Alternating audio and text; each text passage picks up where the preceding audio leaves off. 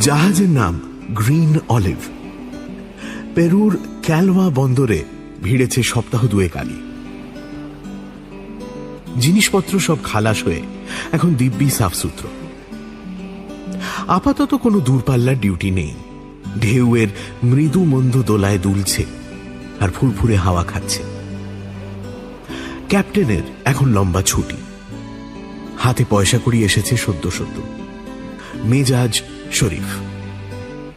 বেশ বেলা করে ঘুম থেকে ওঠা, বন্ধু বান্ধব জুটিয়ে ম্যারাথন আড্ডা, মাঝে মাঝে পুরনো জুয়ার ঠেক কিংবা পাবে ঢু মারা। পেরু জায়গাটা মোটের উপর চমৎকার, বিশেষত এই লিমা শহরখানা। সময় কাটানোর রসদ বিস্তর। আর এমনিতেও স্প্যানিয়ার্ডরা স্বভাবতই দরাজ দিলখোলা ধরনের। যুদ্ধ করতে যেমন ওস্তাদ, বাণিজ্য যাত্রাতেও তেমনই।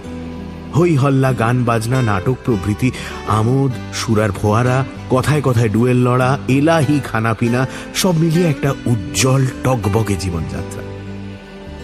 গ্রিন অলিভের ক্যাপ্টেন টমসন দীর্ঘ সমুদ্র যাত্রার পর এই কদিনের মধ্যে যেন শুষে নিচ্ছেন লিমা শহরের প্রাণ প্রাচুর্য। 1820 সালের পেরুতে স্পেনীয় শাসন চলছে রমরমিয়ে। গোটা দক্ষিণ আমেরিকা জুড়েই এখন স্পেনের আধিপত্য। মূলত যে কারণ সেটা হচ্ছে সোনা। প্রথম যেদিন স্পেনের নৌবাহিনী দক্ষিণ আমেরিকার মাটি ছোঁয়, তারা ভেবেছিল এলডোরাডো খুঁজে পেয়েছে বুঝি। এত সোনা, এত সোনা! ওয়েস্ট ইন্ডিজের অর্ধসভ্য উপজাতি অ্যাজটেক, মায়া, ইনকা, এদের সংগ্রহে যত সোনার ভান্ডার ছিল, বাকি গোটা দুনিয়া জুড়েও অত পরিমাণ হবে কিনা সন্দেহ। কালো চামড়ার এইসব প্রাচীন উপজাতির লোকজনের নিত্য নৈমিত্তিক ব্যবহারের জিনিস বলতে যা কিছু, সবই সোনার। বাসনপত্র সোনার, যন্ত্রপাতি সোনার, অস্ত্রের হাতল সোনার, আর গয়নাগাটি, উফ, সে কথা বুঝি বলে শেষ হবে না। বড় বড় মানুষ প্রমাণ দেবমূর্তি আগা গোড়া সোনা দিয়ে তৈরি। মন্দিরে থাক থাক সোনার পাত। সোনার গুঁড়ো মেখে হ্রদের জলে স্নান করেন উপজাতির রাজা। দেবতার ক্রোধ শান্ত করার জন্য রাশি রাশি সোনা, রূপো, প্ল্যাটিনামের সামগ্রী ফেলে দেওয়া হয় হ্রদের গভীরে। কোটি কোটি টাকার সোনা শুধু পড়ে রয়েছে জলের নিচে যুগ যুগ ধরে। দেখে শুনে কার মাথা না পাগল পাগল লাগবে। আগ্রাসী স্প্যানিয়ার্ডরা যেভাবে পারল লুট করল রাশি রাশি সোনা। উপজাতিগুলোকে তারা একরকম অসভ্য বর্বর বলেই ধরে নিয়েছিল। মূর্খ কালা আদমিগুলো উঠতে বসতে শুতে আঁচাতে এত তাল তাল সোনা নিয়ে নাড়াচাড়া করে, শাসক স্পেনীয় অভিজাতদের এ আর কাহাতক সহ্য হয়? পেরুর শাসনকর্তা হুকুম দিলেন, গোটা এলাকায় যেখানে যত সোনা আছে, হোক সে অলংকার কিংবা অস্ত্র, মূর্তি কিংবা তৈজসপত্র, সব জমা করতে হবে লিমা শহরের গির্জায়। ও সব রাষ্ট্রীয় সম্পত্তি থাকবে একান্তভাবে চার্চের অধিকারে। ব্যাস, লিমার গির্জা ঠেসে গেল সোনা দানা মণিমাণিক্যে। আরো উছলে উঠল শহরের ঠাট ঠমক, ফোয়ারার মতো বইতে লাগলো বিলাস স্রোত। ক্যাপ্টেন টমসনও দিব্যি গা ভাসিয়ে দিয়ে চলেছিলেন আমোদ আহ্লাদের সেই জোয়ারে। এখন বেশ কিছুদিন তার মুক্ত জীবন, খাও পিও মজ করো, এই তো মাচার সুখ। কিন্তু ক্যাপ্টেনের নিয়তি তার জন্য রেখে দিয়েছিল অভাবিত একখানা বাঁক। ক্যাপ্টেন আগের মুহূর্ত পর্যন্ত তা জানতে পারেননি। কেই বা পারে? নিয়তির সেই ডাকটা এসে পৌঁছল 1820 সালের 27 এপ্রিল। তখন গভীর রাত। ক্যাপ্টেনের তলব পড়ল পেরুর শাসনকর্তার দরবারে। কালো কাপড়ে ঢাকা একখানা ঘোড়ার গাড়ি তাকে নিয়ে পৌঁছে দিল গোপন মন্ত্রণা কক্ষে। 4 জন অমাত্যকে সঙ্গে নিয়ে পেরুর প্রধান শাসক পাকো ডায়াস স্বয়ং অপেক্ষা করছেন ক্যাপ্টেন টমসনের জন্য। ক্যাপ্টেন কম্পিত বক্ষে কুর্নিশ জানালেন। ওপাশ থেকে গম্ভীর গলায় বসার আদেশ এলো। ক্যাপ্টেন টমসন একটা ফাঁকা আসনে বসলেন। রহস্য ঘনাচ্ছে।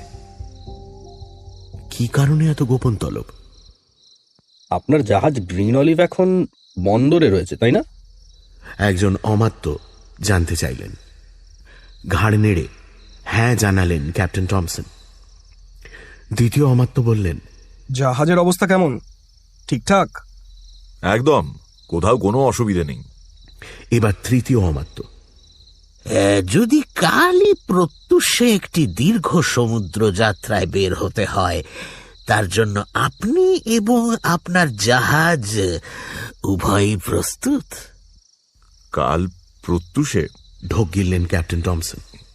মানে ঠিক স্পষ্টভাবে বুঝতে পারছি না। চতুর্থ অমাত্য শীতল কণ্ঠে বললেন, আমরা আপনার কাছে হ্যাঁ অথবা না সূচক একটি সঠিক উত্তর চাইছি। কাল প্রত্যুষে সমুদ্র যাত্রার জন্য আপনি সর্বতোভাবে প্রস্তুত কিনা একটি শব্দে জ্ঞাপন করুন। টমসন কয়েক সেকেন্ড চিন্তা করলেন। সম্ভবত এ কোনো রাজ পরিকল্পনা। এক্ষেত্রে হ্যাঁ বলাই বিচক্ষণতা হবে, বিশেষত যখন পাল্টা প্রশ্ন করার কোনো অবকাশই পাওয়া যাচ্ছে না। এই প্রকল্পের সঙ্গে জড়িত থাকলে ভবিষ্যতে শাসক দরবারে তাঁর প্রতিষ্ঠা লাভের সম্ভাবনা উজ্জ্বল। প্রত্যাখ্যান করার কোনো আপাত যুক্তিই নেই, কেবল একটি সংশয়ের কাঁটা। কত দূর যেতে হবে, কি কাজের সঙ্গে যুক্ত হতে হবে, কিচ্ছু জানা যাচ্ছে না।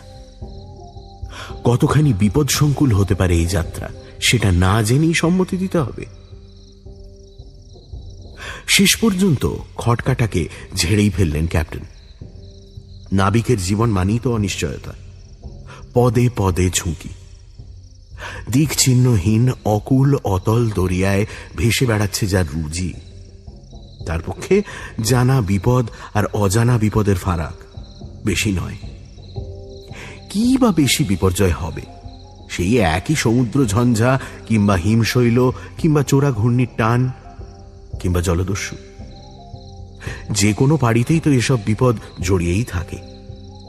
বরং রাজকার্যে জড়িত থাকলে অনেক ক্ষেত্রে সুরক্ষা বেশি মিলবে বই কম নয়। ক্যাপ্টেন টমসন ঘাড় নাড়লেন, স্পষ্ট গলায় বললেন, আমি রাজি। এতক্ষণে প্রবীণ শাসক ডায়াস কথা বললেন। আপনাকে একটা গোপন এবং চূড়ান্ত গুরুত্বপূর্ণ দায়িত্ব দেওয়া হচ্ছে ক্যাপ্টেন। কাল সূর্যোদয়ের পূর্বেই আপনাকে আপনার জাহাজ ছাড়তে হবে ক্যালবে বন্দর থেকে। যাত্রাপথের একটা মানচিত্র আপনি এখনই পেয়ে যাবেন। জাহাজের নির্বিঘ্ন চালনার জন্য যে মাঝি মাল্লাদের প্রয়োজন, সে সমস্ত পেরুর প্রশাসন থেকে সরবরাহ করা হবে। অন্যান্য দরকারি সামগ্রীও। আপনার দায়িত্ব হবে নির্ধারিত পথ দিয়ে নির্দিষ্ট গন্তব্যে জাহাজটিকে পৌঁছে দেওয়া। ডায়াস থামলেন। এবার প্রথম অমাত্য ক্যাপ্টেনের দিকে তাকিয়ে বললেন, আপনার কি কিছু জিজ্ঞাসা আছে ক্যাপ্টেন? অল্পই। এক, এই অভিযানের মধ্যে এতটা গোপনীয়তার কারণ কি? 2, জাহাজটিতে কি সামগ্রী বহন করা হবে? এই দুটি তথ্য ক্যাপ্টেন হিসেবে আমার জানা আবশ্যক।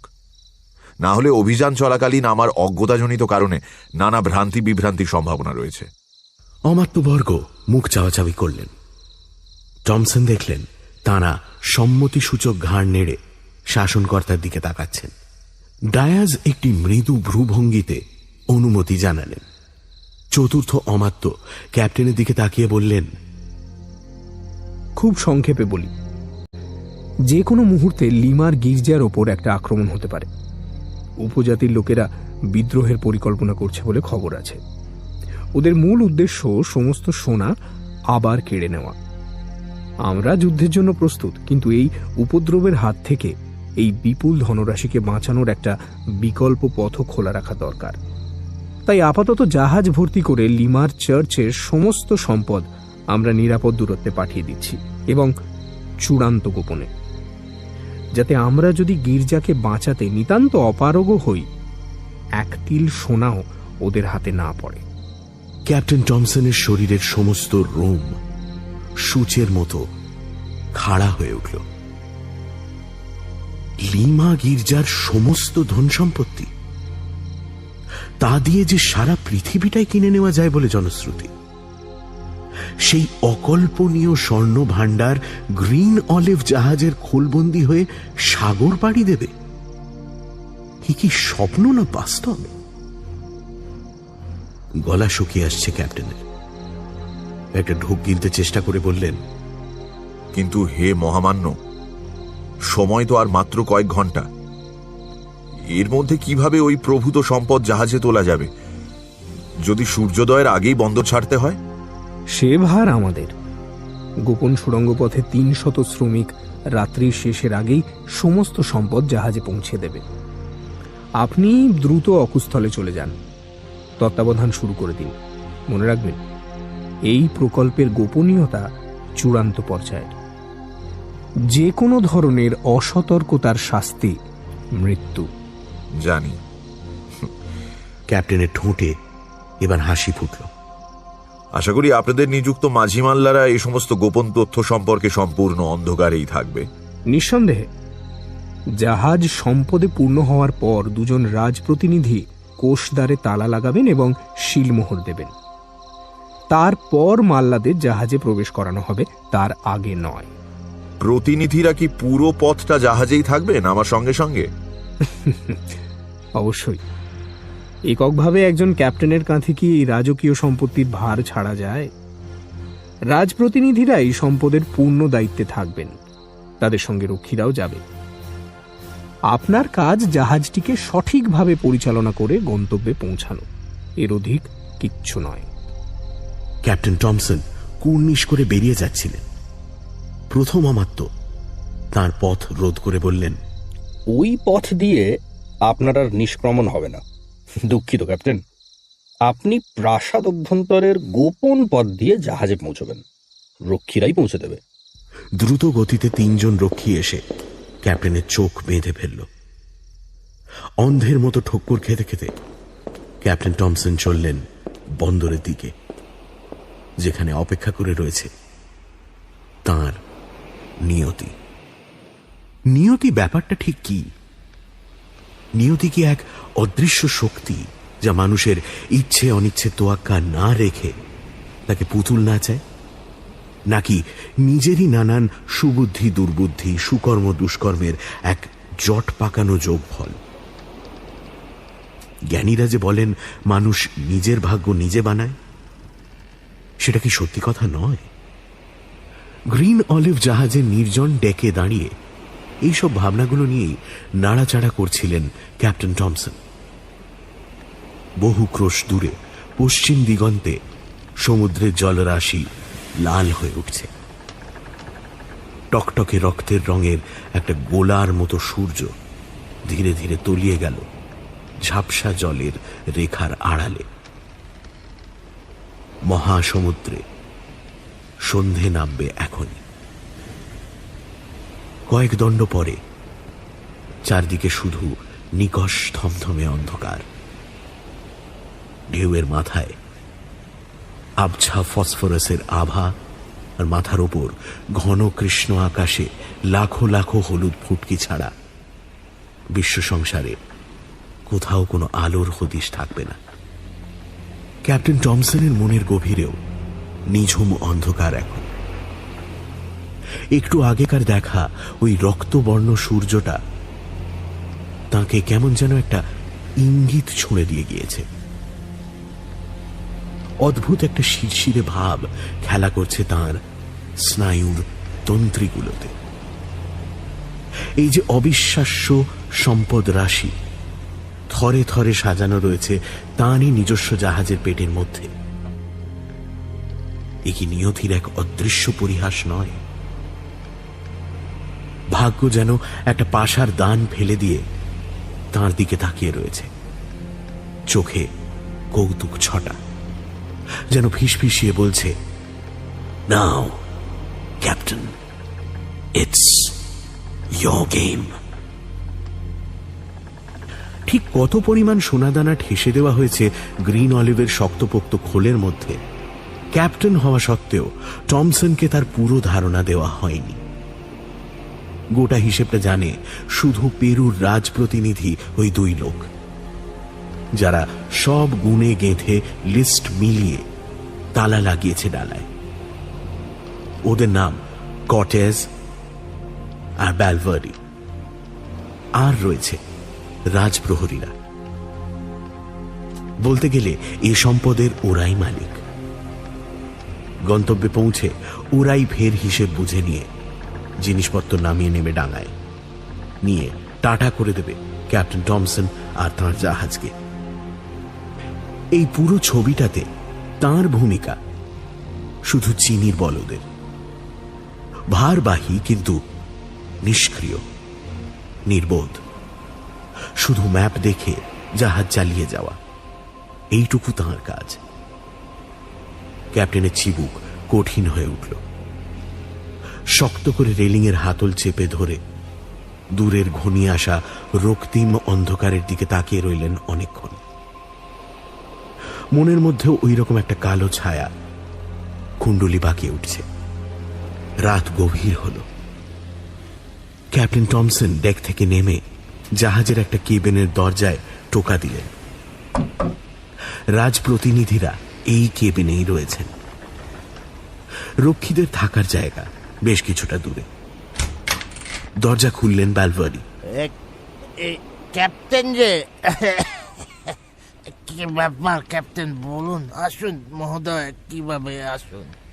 দরাজ হেসে টমসন বললেন, আরে আপনারা কি এর মধ্যেই ঘুমোতে শুরু করলেন নাকি? আমার তো বেদম একঘেয়ে লাগছিল।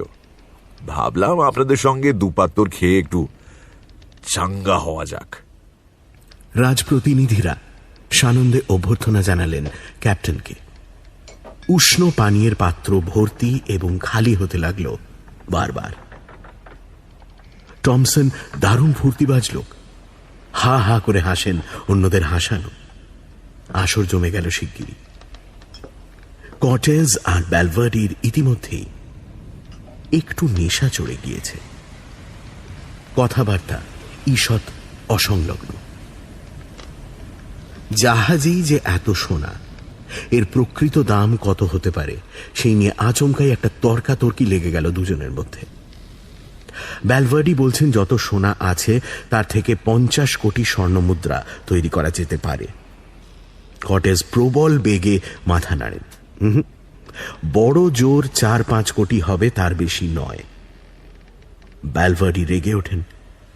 একের পর এক গোপনতম খবর ফাঁস করে দিতে থাকেন। আরে জানো, ওর মধ্যে শুধু সোনার বাতির দান আছে 1000 বাতির দান। নিরেট সোনার তৈরি মূর্তি রয়েছে 60 থেকে 70 খানা। সুবর্ণ কবচ আছে 150-র ওপর। বাসনপত্র মিলিয়ে সে তো 600-700 কাছাকাছি। 280 খানা খালি রত্ন খচিত তরোয়ার আর ছোড়া। জানো কিছু জানো? কর্টেজ পাল্টা তর্ক করতে থাকেন। 50 কোটি সোনা একটা জাহাজের মধ্যে, তুই মাতাল হয়ে গেছিস? হ্যাঁ, 5-10 কোটির বেশি হতেই পারে না। আর 50 কোটি সোনা জীবনে কোনোদিন দেখেছিস এত সোনা? তুই আজে বাজে কথা বলছে, মাতাল সারা। এই শোন, বাজে বকবি না আমার সঙ্গে, বুঝিস তো? কত আছে সোনা আমার জানা আছে। মাতালের তর্ক, যুক্তির কথা কিছুতেই মানবেন না। ব্যালভার্ডিরও মাথায় চড়েছে মদিরার প্রভাব। তিনিও ছড়নেওয়ালা নন। আরে কোটির পরে কতগুলো শূন্য হয় জানো? কোটির পর কোটি, 5 কোটি 50 আছে, 50। আরে যা মাতাল, রাস্তায় পড়ে মদ খাগে যা। ক্যাপ্টেন চতুর ভঙ্গিতে দুজনকেই উস্কে দিতে থাকেন শুধু। স্প্যানিয়ারদের স্বভাব যেমন, কথা কাটাকাটি থেকে ফট করে বেরিয়ে পড়ল তলোয়ার। দুই রাজপুরুষের মধ্যে লড়াই লাগার উপক্রম। ক্যাপ্টেন টমসন চুপচাপ বসে দেখছেন, গোফের ফাঁকে চাপা হাসি। ক্রুদ্ধ ও আত্মবিস্মৃত দুই রাজপুরুষের ডুয়েল শুরু হতেই ক্যাপ্টেন কাজে নেমে পড়লেন। এই হলো মোক্ষম সুযোগ। পরস্পর আক্রমণে উদ্যত কর্টেজ ও ব্যালভার্ডি টমসনের দিকে কারুর দৃষ্টি নেই। তার উপর সুরার প্রভাবে দুজনেই কিছুটা বেভুল। হাত পা পুরোপুরি বসেনি, তলোয়ার এলোমেলো চলছে। ক্যাপ্টেন টমসন কাল বিলম্ব না করে নিজের ছোড়াখানা খুলে আমূল বসিয়ে দিলেন ব্যালভার্ডির পাঁজরায়। শব্দ করে একটা আর্তনাদ, তারপরে ব্যালভার্ডি ধপাস করে পড়লেন মেঝে। এরা কি হলো ক্যাপ্টেন? কটেজ নেশার ঝোঁকে ব্যাপারটা ঠিক ঠাউরে উঠতে পারছিলেন না। আপনি ওকে মেরে ফেললেন নাকি? আমি মারিনি তো, ডিউয়েল তো আপনি লড়ছিলেন, আপনি মেরেছেন। টমসন নিষ্পলক দৃষ্টিতে তাকিয়ে আছেন, বরফ ঠান্ডা গলা। আমি কখন? আমি তো স্পষ্ট দেখলাম আপনি ওকে। কটেজ তোতলাচ্ছেন তখন, মাথার ঝিমটা কাটিয়ে বেরোতে চাইছেন। একদম ভুল মহামান্য কটেজ, আপনি হত্যা করেছেন ব্যালভার্ডি মহোদয়কে, এবং মৃত্যুর আগের মুহূর্তে উনি তার শোধও নিয়েছেন। ক্যাপ্টেন টমসন এক পা এগিয়ে এসে প্রায় ফিস ফিস করে বললেন কথাগুলো। শোধ নিয়েছেন? কিভাবে? এই যে এইভাবে।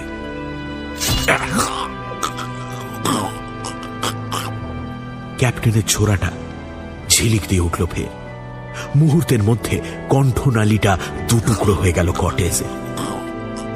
একটা ঘর ঘর শব্দ বেরোলো শুধু। তারপর এক পুকুর রক্তের মধ্যে হাঁটু গেড়ে বসে পড়লেন রাজপ্রতিনিধি। 3-4 সেকেন্ড পরেই মুখটা মেঝের উপর থুবড়ে পড়ল।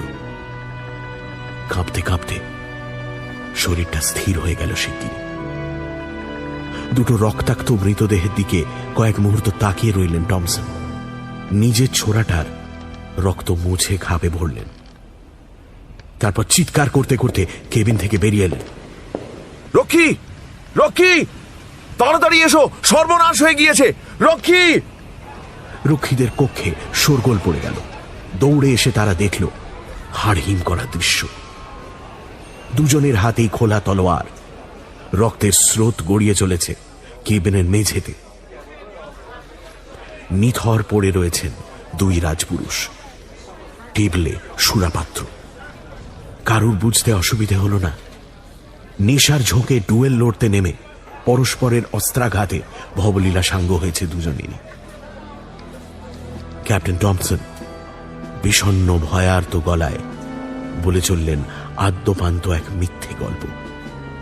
কিভাবে তার বাধা সত্ত্বেও দ্বন্দ্বযুদ্ধে নামলেন দুই মাতাল বীর পুঙ্গব। কিভাবে কটেজের অস্ত্রে বিদ্ধ হওয়ার পরও শেষ মুহূর্তে মরণ কামড় দিয়ে গিয়েছেন ব্যালভার্ডি। রক্ষীরা বিহ্বল, হতচকিত। এখন তাহলে জাহাজের কি হবে? এত ধনরত্ন কি আবার হবে? ম্যাপ রয়েছে আমার কাছে, গন্তব্যে পৌঁছে দেওয়ার দায়িত্বে রয়েছি আমি। জাহাজ নিরাপদেই পৌঁছবে। পৌঁছানোর পর আমরা এই দুর্ঘটনার কথা সবিস্তারে জানাবো কর্তৃপক্ষকে। এখন এই মৃতদেহ দুটো সমুদ্রে ভাসিয়ে দেওয়া ছাড়া আর তো কোনো গতি নেই। গম্ভীর গলায় সমগ্র পরিস্থিতিটার কর্তৃত্ব নিলেন ক্যাপ্টেন টমসন। তাই করা হল। প্রশান্ত মহাসাগরের জলে দুবার ঝোপ ঝাপ শব্দ উঠল শুধু। কটেজ ও ব্যালভার্ডি চিহ্ন রইল না আর। ক্যাপ্টেনের নির্দেশে ধুয়ে মুছে সাফ করে দেওয়া হল রক্ত ভেজা কেবিন। বিমূঢ় রক্ষীরা নিজেদের আস্তানায় সিঁড়িয়ে গেল আবার। ক্যাপ্টেন টমসন তাদের হতবুদ্ধি দশাটা কাটিয়ে তুলতে এক পিপে উৎকৃষ্ট পানীয় পাঠিয়ে দিলেন, সঙ্গে মশলাদার তুলতুলে মাংস প্রচুর পরিমাণে। রক্ষীদের মন প্রফুল্ল হল। গোটা দলটাই খেল আকণ্ঠ। তারপর অবশ হয়ে গেল প্রত্যেকে। কথা জড়িয়ে এলো, চোখে অন্ধকার দেখল সকলে। দু একজন গোঙানির সুরে বলার চেষ্টা করল,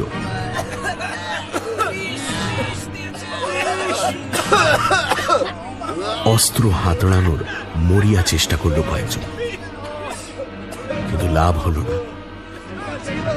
যে অব্যর্থ বস্তু মেশানো হয়েছে খাদ্য ও পানীয়ে, ক্যাপ্টেন টমসন নিশ্চিত জানে অর্ধদণ্ডের মধ্যে মৃত্যু নিশ্চিত সকলের।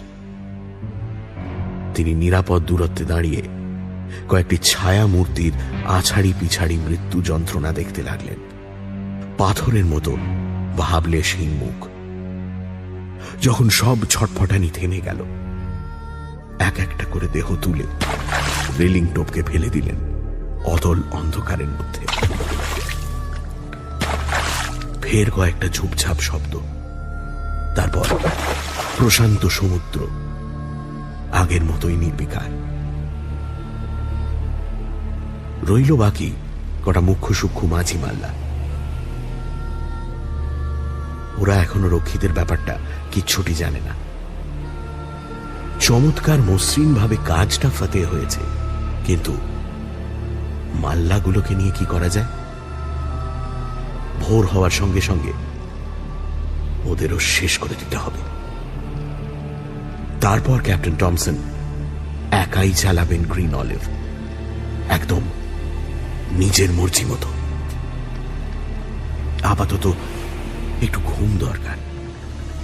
তার আগে ম্যাপ দেখে একটা পছন্দসই দ্বীপ বেছে রাখতে চান ক্যাপ্টেন টমসন।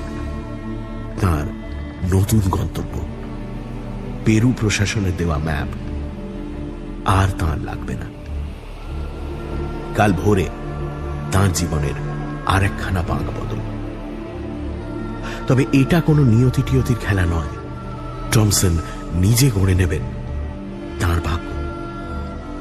সাহসী লোকেরা ভাগ্যের হাতের পুতুল হয় না, তারা ভাগ্যকে ঝুঁটি ধরে নিজের বশীভূত করে। ফুসফুস ফুলিয়ে বিরাট একখানা শ্বাস টেনে নিলেন গ্রিন অলিভের ক্যাপ্টেন।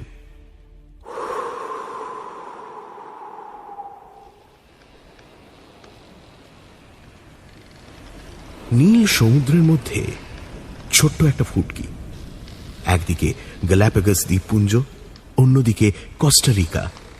এই দুইয়ের ঠিক মাঝামাঝি পাথুরে তটভূমির ওপর অবিশ্রান্ত আছড়ে পড়ছে ঢেউয়ের ফেনা। তীর থেকে কয়েকশো গজ হাঁটলেই ঘন জঙ্গল শুরু। সভ্য মানুষের পা পড়েনি এখনো এখানে। কোনো বন্য আদিবাসীদেরও ডেরা নেই এদেশে। শুধু আরণ্যক প্রাণী, সরীসৃপ, পাখি আর কীটপতঙ্গের রাজত্ব। এত খাড়াভাবে রোদ পড়ে এখানে, মানুষের পক্ষে টেকা দায়। যদিও বা এসে পড়ে কোনো পথ হারানো অভিযাত্রীর দল, দুদণ্ডের মধ্যেই পালাই পালাই করবে অবধারিতভাবে। প্রশান্ত মহাসাগরের মাঝখানে একদম বিচ্ছিন্ন দাঁড়িয়ে থাকা এই পাণ্ডব বর্জিত ছোট্ট দ্বীপ, যার নাম কোকোস। 1 মে 1820 গ্রিন অলিভ জাহাজ এসে নোঙর করল কোকোস দ্বীপের গা ঘেঁষে। জাহাজে যাত্রী বলতে একজন, কর্ণধার টমসন সাহেব স্বয়ং। একাই চালিয়ে এসেছেন কয়েক ক্রোশ পথ। তার আগে খতম করতে হয়েছে সব মাঝি মাল্লাকে। মৃতদেহগুলো ফেলতে ফেলতে এসেছেন সমুদ্রে। নিরীহ অপ্রস্তুত লোকগুলো প্রতিরোধের কোনো সুযোগই পায়নি। শেষ যে বুড়ো লোকটা, সে খুব হাতে পায়ে ধরেছিল ক্যাপ্টেনের, প্রাণ ভিক্ষা চেয়েছিল। না, টমসনের হাত কাঁপেনি তাতে। সাক্ষীর কাঁটা সমূলে নিকেশ না করলে পস্তাতে হয়, তিনি জানেন। তাঁর অস্ত্র অমোঘভাবেই নেমে এসেছিল। এখন ক্যাপ্টেন টমসন একা, নিষ্কণ্টক। এখন দুটো কাজ। প্রথমটা হলো এই জাহাজ ঠাসা বিপুল ধনভাণ্ডার পরিপাটিভাবে এই দ্বীপের কোথাও লুকিয়ে রাখা। দ্বিতীয় কাজ, খালি জাহাজটাকে নিপুণভাবে মাঝ সমুদ্রে নিয়ে গিয়ে ডুবিয়ে দেওয়া। রসদ টসদ সমেত একটা ভালো দেখে ডিঙি অবশ্য ভাসিয়ে নিতে হবে আগে ভাগে। জাহাজ ডুবির পর ওই ডিঙিতেই তো তিনি পথ হাতড়ে ফিরবেন, করুণ সুরে উদ্ধারকারীদের কাছে বিবরণ দেবেন কিভাবে প্রচন্ড ঝড়ের মুখে পড়ে তার পথভ্রষ্ট জাহাজ সব লোকলস্কর সমেত ডুবে গেল। এক কোণা সোনাও বাঁচাতে পারা গেল না।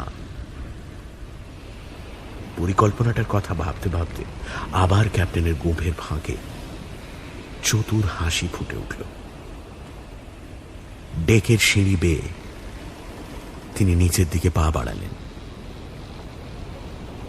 ঝলসে দেওয়া রোদ্দুর মাথায় নিয়ে কোকোস দ্বীপের পাথুরে জমিতে পা রাখলেন টমসন।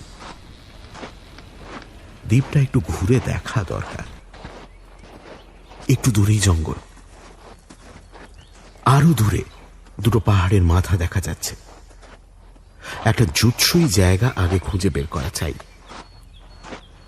পাহাড়ের গুহা হলেই সবচেয়ে ভালো হয়, কারণ মাটি খুঁড়ে যদি ওই জাহাজ ভর্তি স্বর্ণভাণ্ডার লুকোতে হয়, বিরাট গভীর গর্ত বানানোর প্রয়োজন।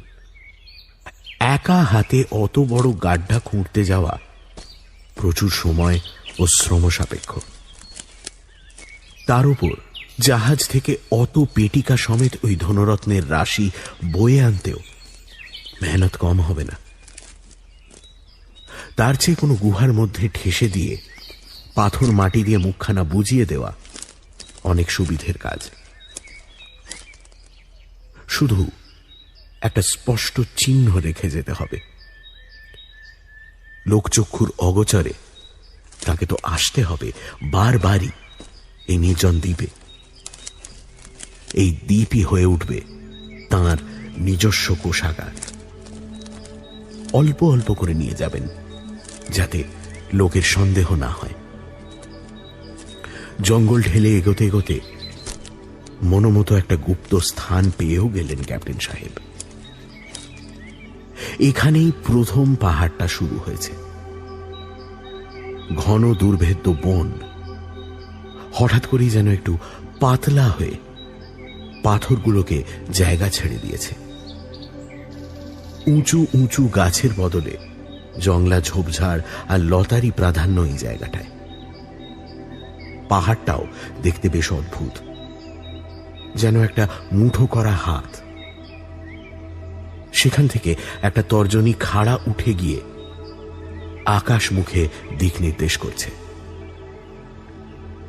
প্রকৃতির খেয়ালি স্থাপত্য।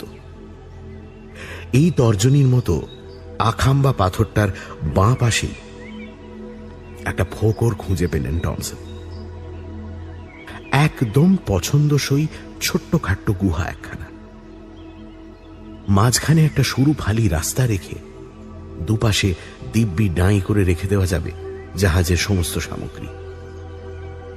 একটা মশাল জেলে গুহায় ঢুকে পুরোটা বুঝে নিলেন ক্যাপ্টেন। কোথায় কি রাখা যাবে তার একটা আগাম ছকও কষলেন। সব মিলিয়ে বেশ চমৎকার মনে হলো ডেরাটাকে, যেন তার পরিকল্পনা পূরণের জন্যই হাজার হাজার বছর ধরে এই গর্তটা বানিয়ে অপেক্ষা করে রয়েছে কোকোস দ্বীপের নির্জন রুক্ষ প্রকৃতি। টমসন কাজে লেগে পড়লেন। কাজটা দুরূহ তিনি জানেন।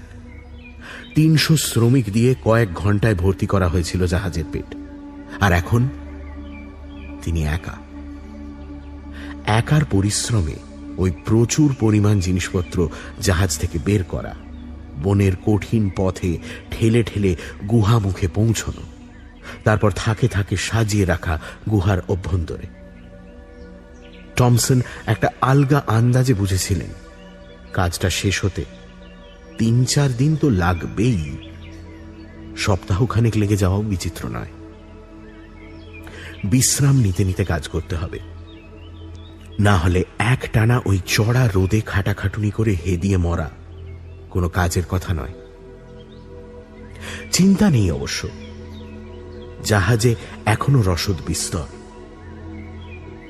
আর যে উল্টো রুট ধরে তিনি জাহাজ ভাসিয়ে এনেছেন, পেরুর সরকারি কর্তৃপক্ষ সেদিকে কোনো তল্লাশিও চালাবে বলে আশঙ্কা নেই।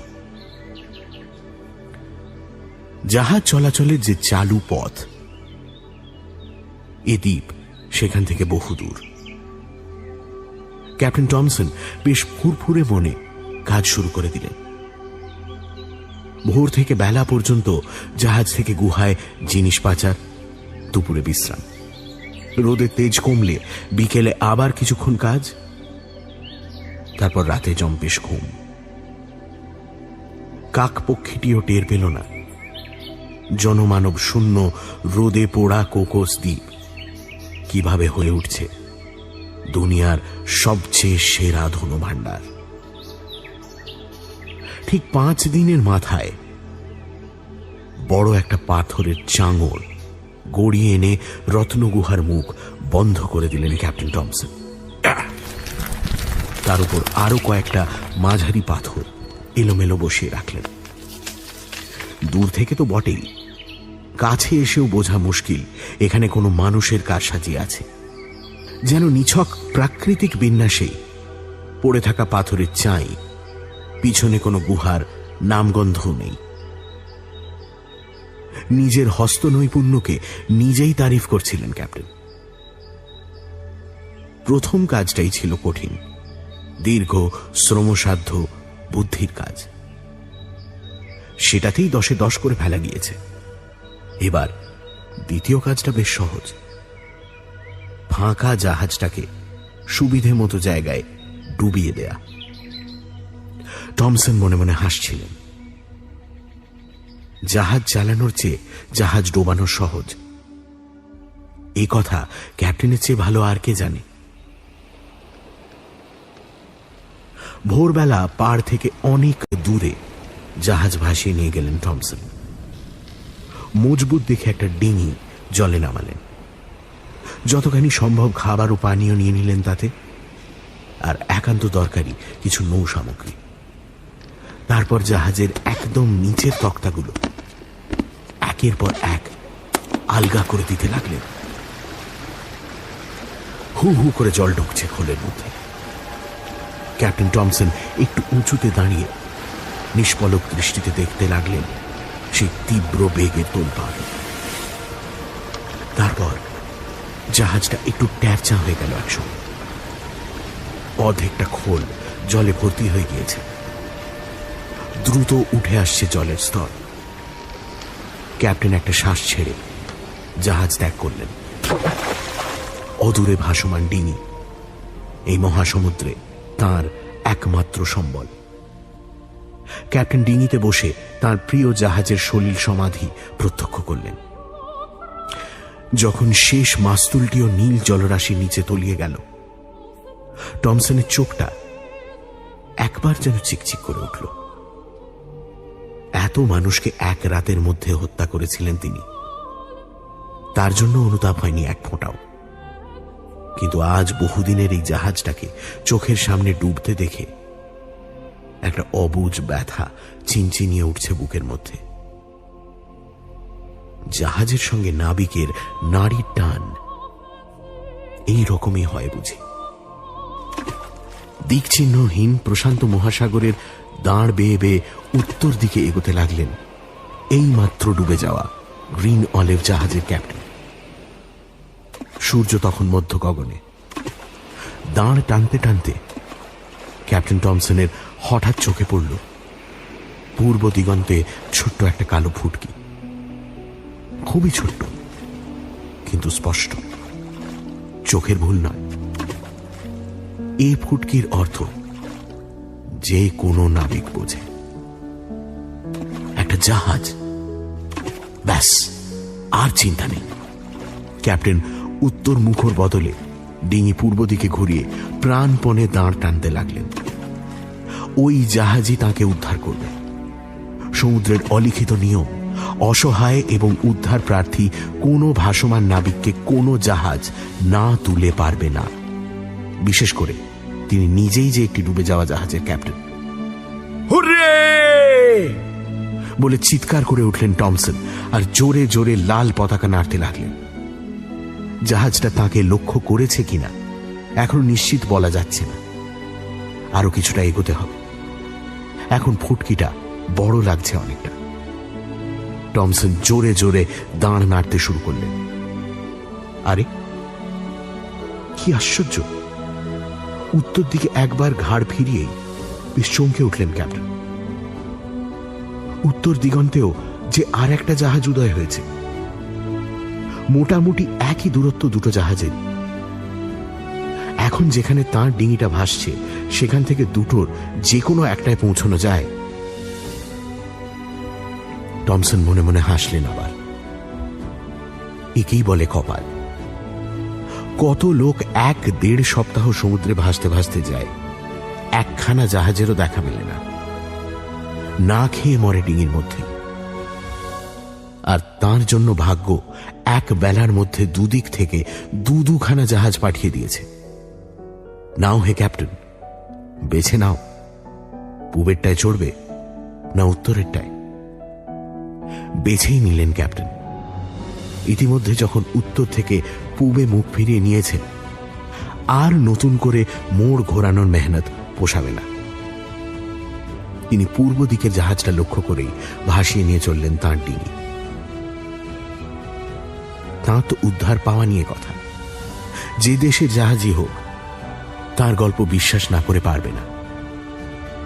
মানুষ যে নিজের নিয়তি নিজেই বেছে নেয়, আর একবার তার প্রমাণ পেয়ে যাবেন ক্যাপ্টেন টমসন কিছুক্ষণের মধ্যেই।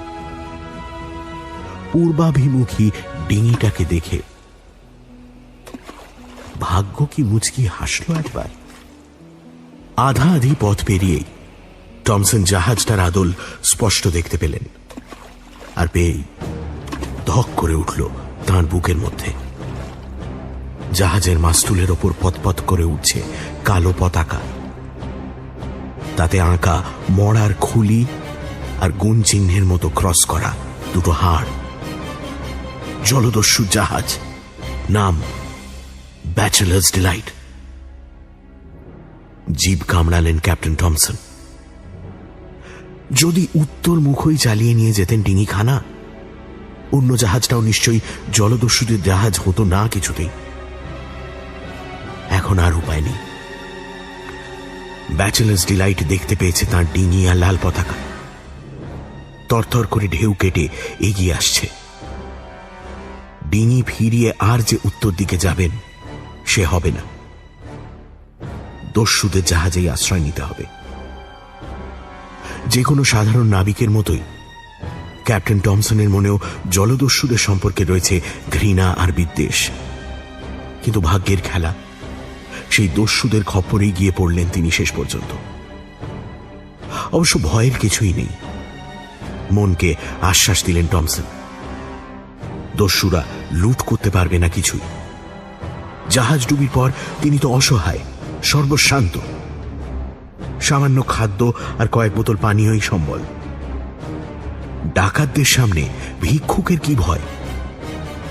বোমবেটে জাহাজে উঠে এলেন টমসন। উদ্ধার হলো বটে, আপ্যায়নটা মধুর হলো না। ব্যাচেলার্স ডিলাইটের ক্যাপ্টেন দস্যু সর্দার বেনিটো। লম্বা চওড়া জোয়ান, মাথায় ঢেউ খেলানো টুপিতে পালক গোঁজা, বাদামি দাড়ি নেমেছে বুক পর্যন্ত, চোখে ধূর্ত নিষ্ঠুর চাউনি। নিজের কামরায় ডেকে পাঠালো ক্যাপ্টেন টমসনকে।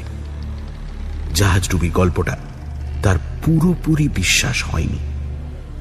টমসন যথাসম্ভব কাহিল হয়ে পড়ার অভিনয় করছিলেন। গুছিয়ে কথা বলার ক্ষমতাও হারিয়ে ফেলেছেন এমন একটা ভাব। চোখে ঘোর লাগা চাউনি। ক্ষীণ গলায় বললেন, আমি একটু ঘুমোবো। বেনিটো তার সামনে এসে দাঁড়ালো। তীক্ষ্ণ চোখে তাকালো তার মুখের দিকে। হঠাৎ কলার চেপে ধরে কর্কশ গলায় বলল, সত্যি কথাটা বল দেখি ভালোই ভালোই। জানুই দূর তুই নির্ঘাত একটা কিছু লুকোচ্ছিস। টমসন প্রমাদ গুনলেন। একটা ছোট ইশারা ইঙ্গিত যদি বেরিয়ে পড়ে, এই শয়তান দস্যু তার পেট থেকে সমস্ত কথা উপড়ে আনবে। আর কোকোস দ্বীপের 7 রাজার ধন নিমেষে চলে যাবে বোমবেটের কবলে। আমি বলতে বলতে চোখ উল্টে ধপাস করে একটু হাঁটু গেড়ে মেঝে বসে পড়লেন টমসন। তারপর একেবারে অজ্ঞান। এছাড়া আর উপায় ছিল না। বেনিটো দাঁতে দাঁত চেপে গালাগালি দিল, তারপর সাগরেদদের হুকুম দিল, এই ব্যাটাকে একটা কুঠুরিতে আটকে রাখো, হুঁশ ফিরলে ভালো করে জেরা করতে হবে। অচৈতন্যর অভিনয় করতে করতে টমসন টের পাচ্ছিলেন তাকে চ্যাংদোলা করে একটা গুমোট অন্ধকার ঘরে ঢুকিয়ে বাইরে থেকে হুড়কো টেনে দিল বোম্বেটেরা। এ এক নতুন বিপদ। আপাতত নিস্তার নেই দেখা যাচ্ছে, কিন্তু টমসন ঠিক করলেন যেভাবেই হোক তাকে মুখ বন্ধ রাখতেই হবে। একটা কথাও ঠোঁট থেকে খসা মানেই সর্বনাশ। যত নির্যাতনই হোক সেই একই গল্প বারবার বলে যেতে হবে। আচমকা জাহাজ ডুবি, সব লোকজনের মৃত্যু, কোন রকমে একখানা ডিঙি করে প্রাণে বাঁচার কাহিনী। আশ্চর্য, এই সংকটের মধ্যেও একসময় ঘুম পেল ক্যাপ্টেনের। অসীম ক্লান্তি এসে ভিড় করছে দু চোখে। বদ্ধ ঘরের মধ্যে আর কিছু করারও নেই। পাটাতনে লম্বা হয়ে শুয়ে ঘুমিয়ে পড়লেন ক্যাপ্টেন। কতক্ষণ যে ঘুমোচ্ছেন খেয়ালই রইল না। মাঝে একবার খুব চেঁচামেচি হইহল্লার শব্দ ভেসে এলো যেন বাইরে থেকে। জাহাজের ডেকে কারা যেন বেদম দাপাদাপি করছে। আধো ঘুমের মধ্যে ক্ষীণভাবে সে শব্দ শুনতে পেলেন বটে, কিন্তু ফের ঘুমিয়ে পড়লেন। স্বপ্ন টপ্ন হবে হয়তো। ক্যাপ্টেন জানতেই পারলেন না তার গাঢ় ঘুমের মধ্যেই নিয়তি কি এক বিপুল ওলটপালটের খেলা খেলে দিল। ক্যাপ্টেন টমসনের ঘুম ভাঙল পাঁজরে একটা জুতোর খোঁচা খেয়ে। ধড়ফড়িয়ে উঠে বসেই তিনি স্তম্ভিত। সামনে কয়েকজন ইংরেজ নাবিক যোদ্ধা দাঁড়িয়ে, হাতে রক্তমাখা তলোয়ার। ইংরেজ? হ্যাঁ, চোখ কচলে ক্যাপ্টেন দেখলেন ইংরেজি। ছিলেন বেনিটোর জাহাজে বন্দী, এখন ইংরেজদের কবলে পড়লেন কিভাবে? টমসনের চুলের মুঠি ধরে টেনে তুলতে তুলতে একজন লালমুখ যোদ্ধা বলল, এই যে আরেকটা বাজি ঘাপটি মেরে পড়েছিল এই অন্ধকারে। চল শয়তান চল, তোর সাঙ্গপাঙ্গদের যেখানে পাঠিয়েছি তোকেও সেখানে পাঠাই, চল। টমসনের মাথায় কিছুই ঢুকছিল না। এটা তো সেই ডিলাইট জাহাজ মনে হচ্ছে। তাহলে ইংরেজ নৌযোদ্ধারা এখানে কি করে এলো? বেনিটো আর তার দস্যু দল সকলে কি এদের হাতে বন্দী অথবা খতম? এর মধ্যেই অজান্তে এত কিছু ঘটে গেল তার ঘুমের সময়টুকুতেই। হিড় হিড় করে টানতে টানতে টমসনকে ডেকের ওপর তুলে আনলো কয়েকজন ইংরেজ। সেখানে যে দৃশ্য দেখলেন ক্যাপ্টেন, তার রক্ত হিম হয়ে গেল। তুমুল এক খণ্ড যুদ্ধের পর সমস্ত জলদস্যু নিহত হয়েছে ইংরেজ যোদ্ধাদের হাতে। রক্ত গঙ্গা বয়ে গিয়েছে ব্যাচেলার্স ডিলাইট জাহাজে। সর্দার বেনিটোরও ভবলীলা সাঙ্গ। বোম্বেটে জাহাজের গা ঘেঁষেই দাঁড়িয়ে রয়েছে ব্রিটিশ রণতরী সি ফ্যালকন, প্রশান্ত মহাসাগরের জলদস্যুদের জম। এতক্ষণে পুরো ব্যাপারটা স্পষ্ট হলো টমসনের কাছে। উত্তর দিগন্তে যে ফুটকি তিনি দেখেছিলেন সেটা তো হলো এই সি ফ্যালকন জাহাজ, যে জাহাজ সমুদ্রের এই এলাকায় জলদস্যু দমন করে বেড়ায় সারা বছর ধরে। আর নির্বোধের মতো টমসন কিনা উত্তর দিকে ডিঙি মুখ ফিরিয়ে বোম্বেটে জাহাজের পানি এগিয়ে এসেছেন। হায় ভাগ্য! রক্তাক্ত ডেকে দস্যুদের মৃতদেহগুলো দেখে নিজের ভাগ্যকে দোষ দেওয়া ছাড়া আর কি বা করবেন ক্যাপ্টেন টমসন? এখন দস্যুদের জাহাজে ধরা পড়ার পর এই ঘাতক ইংরেজদের কিভাবে বিশ্বাস করাবেন যে তিনি দস্যু নন, বন্দী? টমসনের গলা শুকিয়ে আসছিল, হৃৎপিণ্ড উঠে আসতে চাইছিল কণ্ঠনালীর কাছে। এই যে আরেকজন বোম্বেটে নিচের কুঠুরিতে লুকিয়েছিল। বসে এক ধাক্কায় টমসনকে ডেকের পাটাতনে শুইয়ে দিল। দুজন যোদ্ধা। একজন বয়স্ক গোছের সেনাপতি আদেশ দিলেন, হত্যা করো। না না না না না না না, রক্ষা করুন, দয়া করুন, আমি দস্যু নই। ঈশ্বরের দোহাই, 1 সেকেন্ড আমার কথা শুনুন। আমি দস্যু নই। দুজোড়া উদ্যত তলোয়ার ইশারায় থামিয়ে দিয়ে সেনাপতি ফের চুলের মুঠি ধরেই টেনে তুললেন টমসনকে। তীব্র চোখে কয়েক মুহূর্ত তার চোখের দিকে তাকিয়ে থাকার পর কর্কশ গলায় বললেন, দস্যু নস তো কে তুই? বলছি বলছি। টমসন অসহায়ভাবে হাঁপাচ্ছিলেন, উত্তেজনায় আর প্রাণ ভয়। তবু শেষ মুহূর্তে তার মাথায় একটা চিন্তা বিদ্যুতের মতো ঝিলিক দিয়ে উঠল। কোকোস দ্বীপের গুপ্ত সম্পদের কথা যেন এদের কাছে প্রকাশ না হয়ে যায়। জীবন মৃত্যুর সন্ধিক্ষণে দাঁড়িয়েও ক্যাপ্টেন সেই পুরনো মিথ্যে কথাটাই বলে চললেন গড়গড়িয়ে। সেই সমুদ্র ঝঞ্ঝা, জাহাজ ডুবি, অসহায় ডিঙি ভাসানো, সব শুনে বিশেষ হেলদোল দেখা গেল না সেনাপতির মধ্যে। সেই একই রকম কর্কশ গলাতেই তিনি বললেন, তোর গল্প বিশ্বাসযোগ্য নয়, আর যদি বা সত্যি হয় তোকে বাঁচিয়ে রেখে তো আর কোনো লাভ দেখি না। জাহাজ ডুবিতে সব লোক ডুবে মরলো, আর তুই এমনই স্বার্থপর অপদার্থ ক্যাপ্টেন যে অন্য কাউকে বাঁচালি না, নিজে ডিঙি ভাসিয়ে বেরিয়ে পড়লি। ছে, তোর মরাই দরকার। ফের ঘাড়ের কাছে তলোয়ার উঠছে দেখে আর স্থির থাকতে পারলেন না ক্যাপ্টেন টমসন। প্রাণই যদি যায়, আর গুপ্তধনের কথা চেপে রেখে লাভটা কি হবে? শেষ আশা নিয়ে তিনি চেঁচিয়ে উঠলেন, শুনুন শুনুন, আমাকে বাঁচিয়ে রাখলে আমি আপনাদের এক আশ্চর্য গুপ্ত ধনভাণ্ডারের সন্ধান দিতে পারি। একমাত্র আমি জানি তার খোঁজ। আমাকে প্রাণ ভিক্ষা দিন, দয়া করে আমাকে প্রাণ ভিক্ষা দিন। বলতে বলতে হাউ হাউ করে কেঁদে ফেললেন টমসন। সব পরিশ্রম, সব যত্ন তার বৃথা হয়ে গেল। হায়, এত রক্তপাতের মূল্যে পাওয়া ধনরাশি তার ভাগ্যে সইল না। ততক্ষণে সেনাপতির ভ্রু ইঙ্গিতে তাকে বেঁধে ফেলা হয়েছে। এবার শুরু হবে জেরা। গুপ্তধনের ইশারা পেয়ে গিয়েছে ইংরেজরা। এবার পেঁচিয়ে পেঁচিয়ে সব গোপন কথা বের করে নেবে।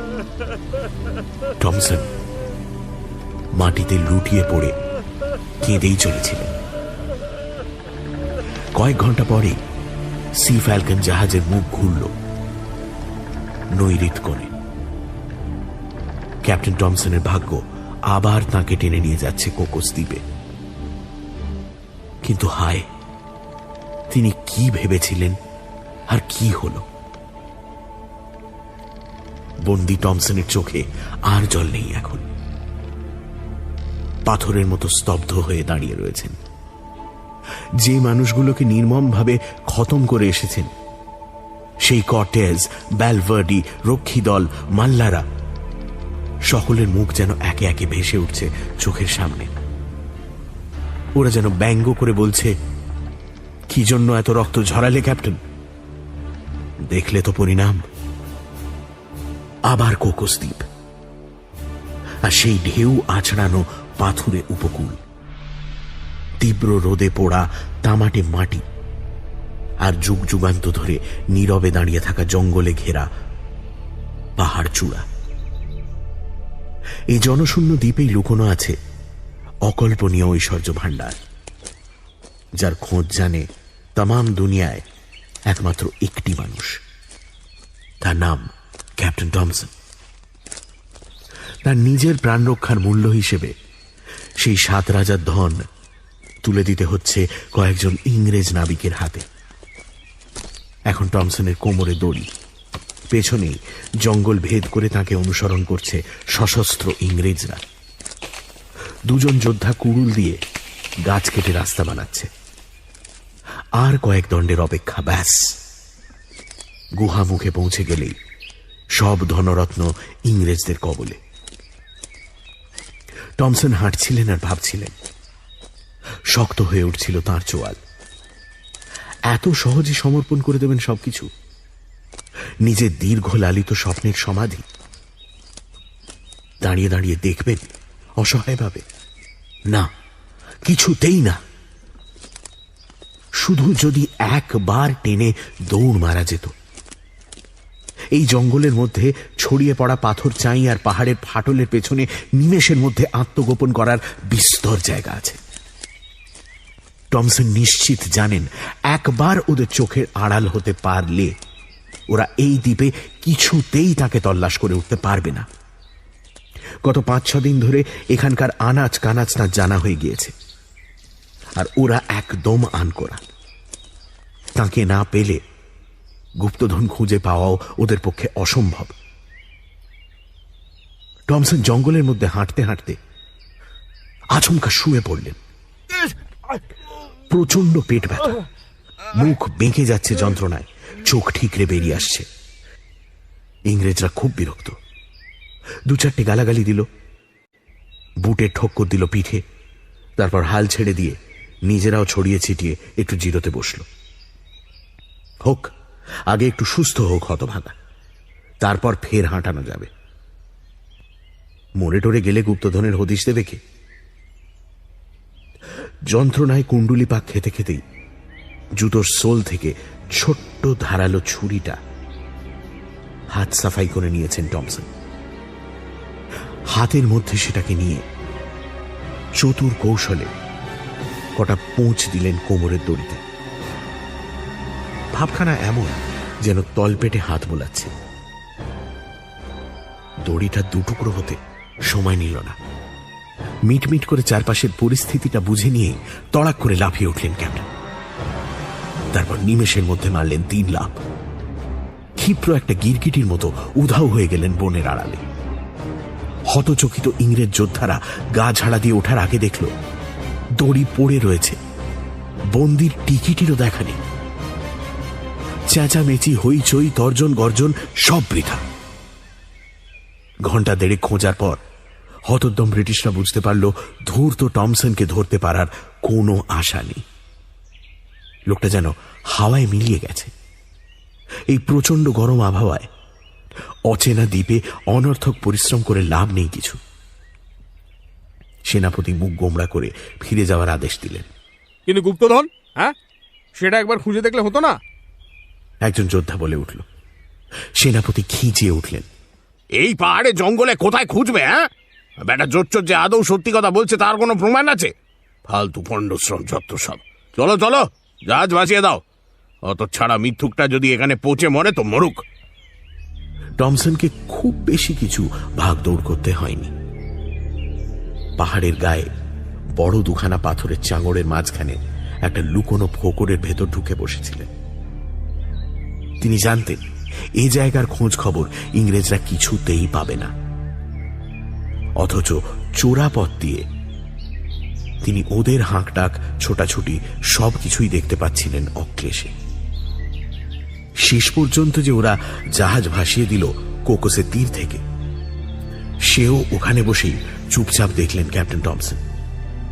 মাস্তুল সমেত সি ফ্যালকন জাহাজটা যখন দিক চক্রবালে আবার একটা ফুটকি হয়ে মিলিয়ে গেল, তিনি গোপন আশ্রয় থেকে বেরিয়ে এলেন। বুদ্ধির দোষে যে সংকটে তিনি পড়েছিলেন, বুদ্ধির গুণেই তা থেকে একরকম নিষ্কৃতি পেয়েছেন নিজেই। গুপ্ত সম্পদ রাশি এখনো অন্যের হাতে পড়েনি, আপাতত সে আশঙ্কাও নেই। কোকোস দ্বীপের সোনাদানার একচ্ছত্র মালিক টমসন একাই এখনো পর্যন্ত। কিন্তু এক বিপদের হাত থেকে মুক্তি পেয়েছেন বটে, তবে অন্য এক বিপদ মাথার উপর ঝুলছে। এই দ্বীপ থেকে বাইরে যাওয়ার রাস্তা বন্ধ হয়ে গিয়েছে।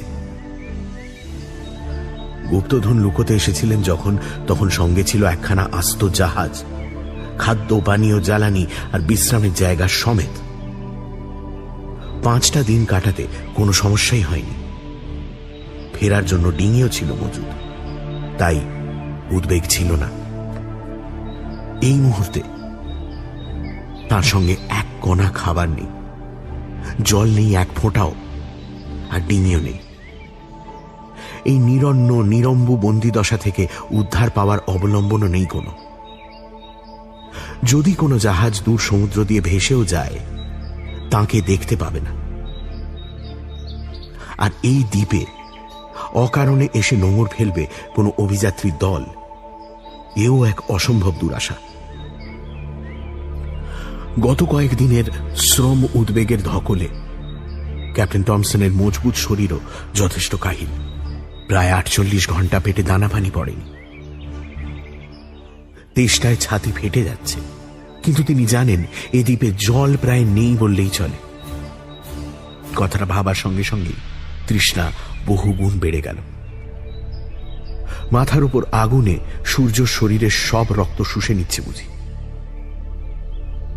টমসনের মনে হলো বেশিক্ষণ দাঁড়িয়ে থাকতে পারবেন না। গা হাত পা টলছে। পাথরের খাঁজে পা রেখে নেমে আসার চেষ্টা করলেন। শরীর নিজের বশে নেই। তার উপর অজানা ভবিষ্যতের আতঙ্ক চেপে বসায়, মনটাও অস্থির। বেটপকা একটা আলগা পাথরের উপর পা পড়ে গেল।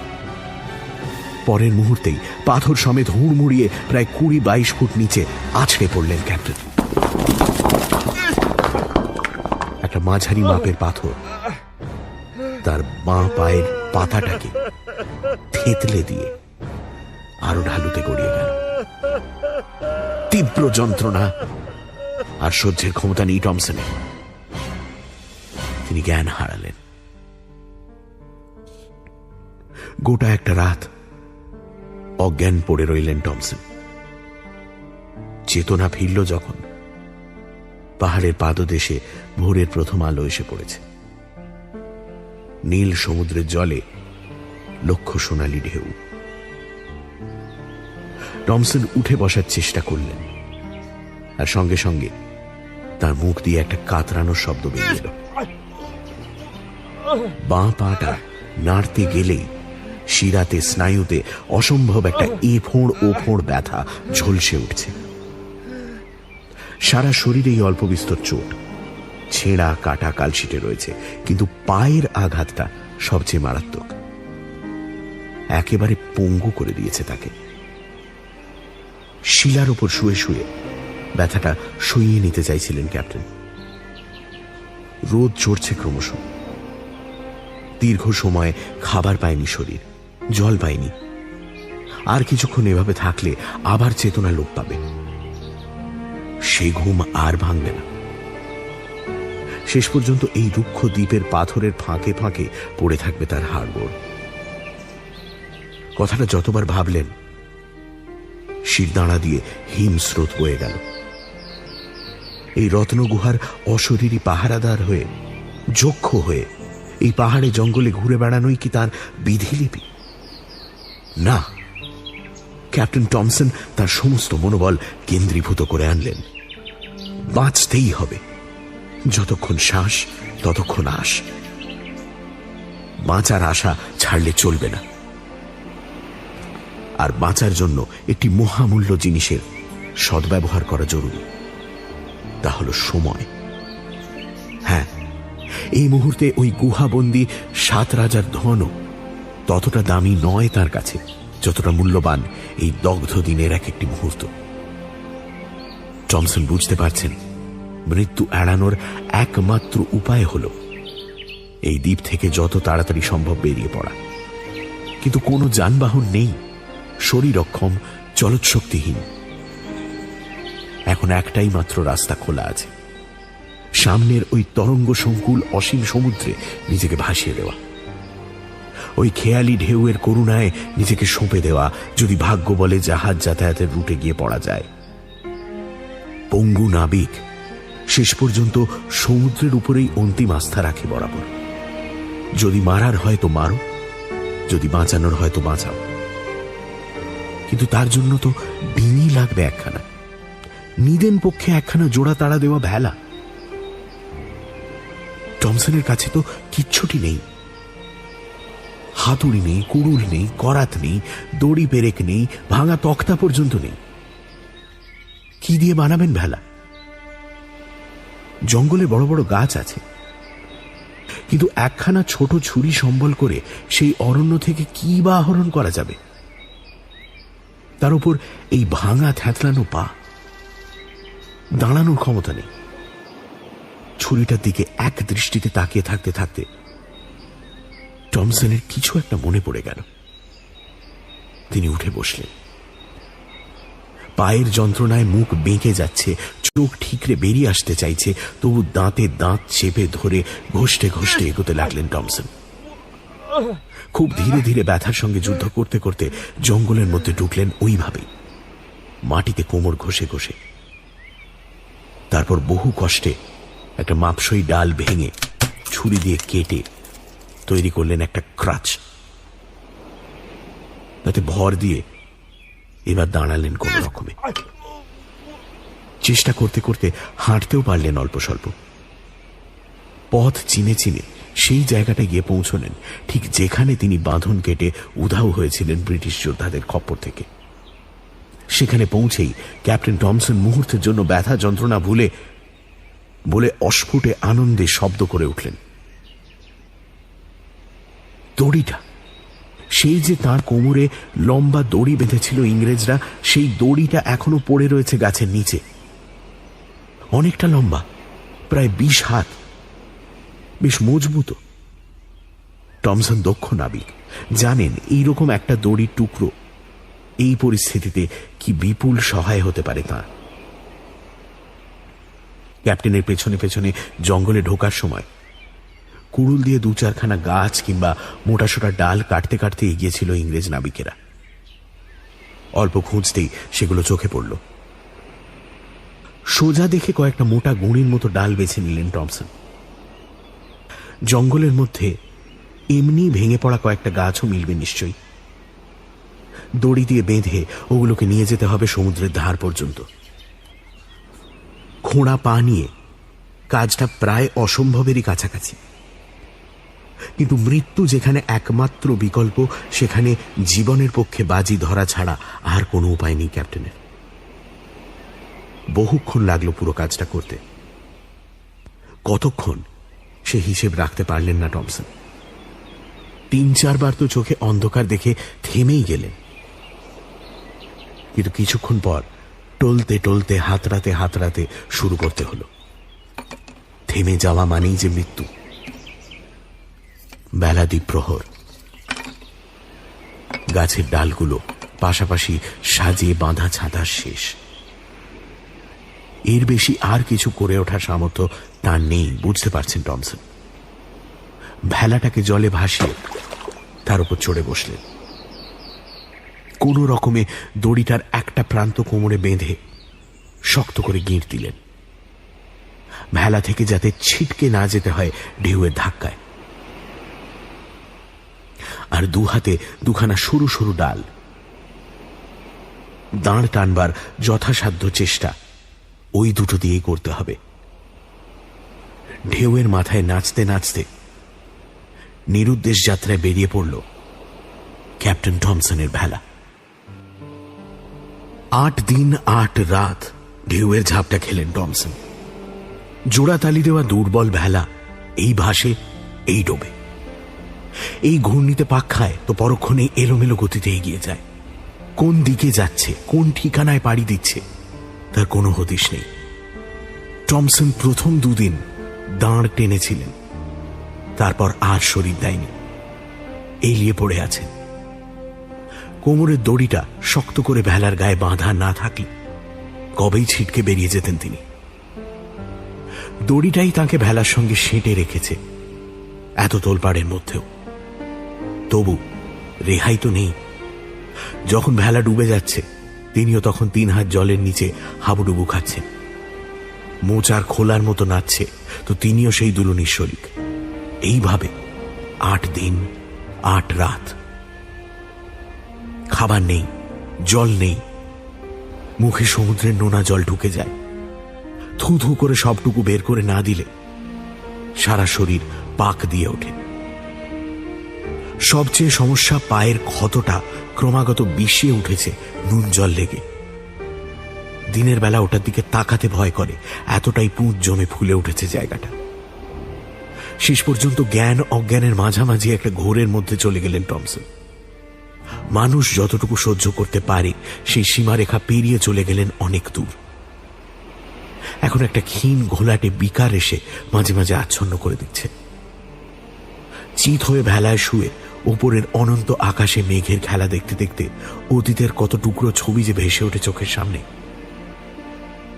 আপন মনে হাসেন, কাঁদেন, তারপর আবার চেতনা হারিয়ে মৃতের মতো পড়ে থাকেন ক্যাপ্টেন টমসন। দড়িতে বাঁধা অচৈতন্য শরীরটাকে নিয়ে লাট খেতে খেতে অনির্দেশ্য গন্তব্যে ভেলা ভেসে যায়। মাঝে মাঝে চকিতে জ্ঞান ফেরে, হয়তো মধ্যরাতে চতুর্দিক নিকষ অন্ধকার, ঢেউয়ের গর্জন, বহু মাইল ওপরে তারায় ভরা আকাশ, কিংবা চড়চড় করছে দুপুরের রোদ, ওপর দিকে তাকানো যাচ্ছে না, এত তাপ। টমসন ছেলে মানুষের মতো অবাক হন। এ কি, এখনো তিনি বেঁচে? কতদিন, কত রাত কাটল? এতক্ষণে তো মরে ভূত হয়ে যাওয়ার কথা। নাকি ভূতই হয়ে গেছেন, বুঝতে পারছেন না। মৃত্যুর পরেও কি বোধ অবশিষ্ট থাকে? ভাবতে ভাবতেই পায়ের ক্ষত তীব্র যন্ত্রণা দিয়ে জানান দেয় তিনি এখনো বেঁচে আছেন। উফ, এখনো যে কি করে সহ্য করতে পারছেন টমসন? এত তার প্রাণ শক্তির জোর। ভাবতে ভাবতে ফের জ্ঞান লোপ পায় তাঁর। অবিকল এক মৃতদেহের মতো ভেলায় বাঁধা অবস্থায় স্রোতের করুণায় ভেসে যায় অচেতন শরীরটা, কিছুটা দক্ষিণ পশ্চিমে, তারপর ফের পূবের দিকে। বিপুল প্রশান্ত মহাসাগর যেন কৌতুকী ক্রীড়ায় মেতেছে তুচ্ছ নশ্বর একটি খেলনা নিয়ে। কোকোস দ্বীপ থেকে প্রায় 450 মাইল দূরে গভীর সমুদ্রের মধ্যে একটি তিমি শিকারী নৌকো প্রথম ভেলাটাকে দেখতে পেল। তারিখটা 17 মে। টমসন কোকোস থেকে ভেলা ভাসানোর পর পাক্কা 9 দিন কেটে গিয়েছে। শেষ 1.5 দিন টমসনের জ্ঞান ফেরেনি আর। নৌকো শিকারীরা যখন প্রায় পচে যাওয়া ভেলা থেকে কঙ্কালসার দেহটা উদ্ধার করল, তারাও আশা করেনি যে মানুষটার কোথাও কোনো প্রাণের স্পন্দন আছে। 8-9 দিন টানা নুন জলে ভিজে চামড়াটা ফ্যাটফ্যাটে সাদা হয়ে গেছে। গোটা শরীর ঠান্ডা হিম, বাঁ পায়ের পাতায় দগদগে ঘা। এখান ওখান থেকে সামুদ্রিক মাছেরা ঠুকরে মাংস ছিঁড়ে নিয়ে গেছে। সেসব জায়গাও ক্ষতবিক্ষত। কোমরের দড়িটা তখনও কাটা গাছের একটা মোটা ডালের সঙ্গে বাঁধা। সেটা খুলতে খুলতেই বুকে কান পেতে শুনছিল একজন শিকারী। সে চেঁচিয়ে উঠেছিল, আরে আরে, এই যেন বেঁচে আছে মনে হচ্ছে। অবিশ্বাসী ভঙ্গিতে এগিয়ে এসেছিল আরো একজন। তারপর সেও বলে উঠল, তাই তো, দুকদুক করছে এখনো। তারপর 2 দিন সেই নৌকোতেই জমে মানুষে টানাটানি চলল। লোকগুলো সেবা করল বিস্তর। 3য় দিনে টমসন চোখ মেলে তাকালেন। শূন্য দৃষ্টিতে ফেলফেলিয়ে তাকালেন চারদিকে। মুখে কথা নেই। আপনি কোথা থেকে আসছিলেন? আপনি কোন জাহাজে ছিলেন? কি করে এরকম হলো? লোকগুলো ঝুঁকে পড়ে অনেক প্রশ্ন করল। টমসন বেকুবের মতো চেয়েই রইলেন কেবল। তার কিছু মনে পড়ছে না, কিচ্ছু না। আপনার নাম, দেশ, ঠিকানা? নির্বোধ দৃষ্টিতে অল্প অল্প মাথা নাড়েন টমসন। দেশ, ঠিকানা? কে জানে এসব কথা কি মানে? নামটাই বা কি? হাজার চেষ্টাতেও টমসনের মনের মধ্যে কোনো ঝিলিক ফোটে না। গাঢ় অন্ধকারে তলিয়ে গিয়েছে সব স্মৃতি। লোকগুলো ফিসফিস করে পরস্পরকে বলে, হবে না, যে অভিজ্ঞতার মধ্যে দিয়ে এসেছে কদিন, মগজের মধ্যে ওলট পালট হয়ে যাওয়াটাই তো খুব স্বাভাবিক। আমরা তাহলে একে নিয়ে কি করব? দেখা যাক, বড় জাহাজটা চোখে পড়লে সেখানে তুলে দিতে হবে। এর চিকিৎসাও তো দরকার। পায়ের অবস্থা দেখেছ? এভাবে পড়ে থাকলে ওই ঘা বিষিয়েই মরে যাবে লোকটা। পরের দিনই দেখা মিলল জাহাজে।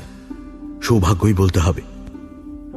নিউ ফানল্যান্ডের বন্দরে ভিড়বে বলে চলেছে বিশাল যাত্রীবাহী জাহাজ ইনস্টিংক্ট।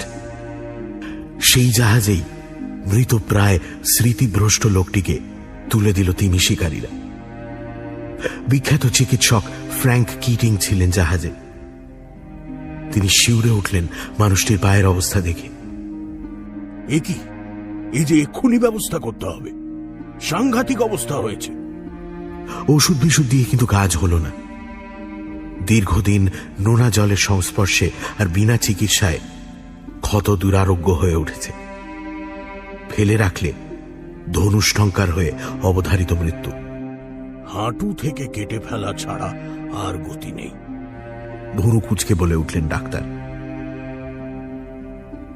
এই কাজ আগে বার কয়েক করেছেন তিনি। বুঝতে পারছেন কাজটা করতে হবে দ্রুত। জাহাজেই অস্ত্রোপচারের সব ব্যবস্থা করে ফেললেন কয়েক ঘন্টার মধ্যে। 19 শতকের গোড়ায় বেহুশ করার জোগাড় যন্ত্র সেভাবে ছিল না। বিশেষত রোগীর যা শারীরিক অবস্থা, মাদক টাদক খাইয়ে কোনো রকম ঝুঁকি নেওয়াও যাবে না। অগত্যা উপায় একটাই, 4 জন তাগড়াই চেহারার লোক হাত পা চেপে ধরল আর ধারালো অস্ত্র নিয়ে এগিয়ে এলেন ডক্টর কিটিং। পচা ঘায়ে ফুলে ঢোল হয়ে যাওয়া যন্ত্রণায় আধখানা পা তলিয়ে গেল প্রশান্ত মহাসাগরের জলে, আর বদ্ধ পশুর মতো আর্তনাদ করতে থাকলেন একদা গ্রিন অলিভ জাহাজের দুর্দণ্ড প্রতাপ ক্যাপ্টেন টমসন। এখন তিনি এক পঙ্গু জড়ভরত, নিজের নামটুকু পর্যন্ত মনে করতে পারেন না। আর কোকোস দ্বীপের সেই গুপ্তধন, তা এখন প্রশান্ত মহাসাগরের চেয়েও অতল এক বিস্মৃতির তলায় ডুবে গিয়েছে। সারা বিশ্বে সেই লুকোনো সম্পদের হদিশ আর একটি প্রাণীও জানে না। কোনদিন কেউ জানবে এমন সম্ভাবনাও ক্ষীণ।